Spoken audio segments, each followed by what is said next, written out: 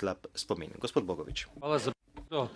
Najprej generalno želim, da bi v tem mandatu se ta parlament odločil in pripravil poročilo, čeprav vidim iz razprave, da bo to zelo težko, vendar pa mislim, da smo dolžni. Drugič, strogo zagovarjam to, da ne sme biti tega velikega padca, predvsem padec 15% sredstev na program razvoja podeželja je bistveno preveč in v pogajanjih je treba to napako odpraviti.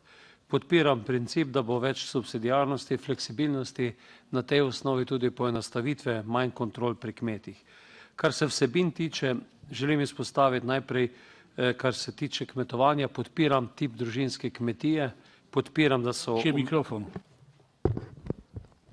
Podpiram tip družinske kmetije, podpiram, da so te omejitve navzgor relativno stroge in da priznamo, da so mali kmetje, družinske kmetije tudi okolju bistveno bolj sprejemljivo kmetovanje in da temu primerno tudi podpremo, ne z besedami, ampak tudi v tem na koncu v uredbi.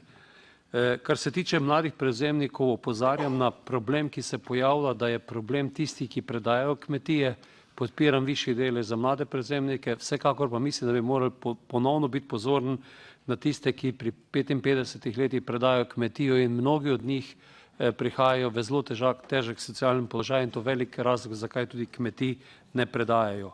Absolutno pa delam zadnja leta na področju digitalizacije podeželja, kako podeželje opolnomočiti tako z vidika izgradnje infrastrukture, kako tudi z vidika znanja pri ljudeh, tako na področju preciznega kmetijstva, mobilnosti na podeželju, potem tudi delitvene ekonomije skozi strojne krožke, po drugi strani tudi zagotavljanje osnovnih dobrin, kot so infrastruktura, izobraževanje, sociala. Podeželje mora ostati živo in to moramo v naših uredbah zapisati, sicer ne bomo dobro opravili svojega dela.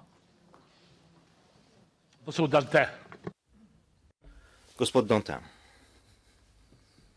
Hvala, gospod predsednik. Kot prvo pozdravljam delo naše kolegice.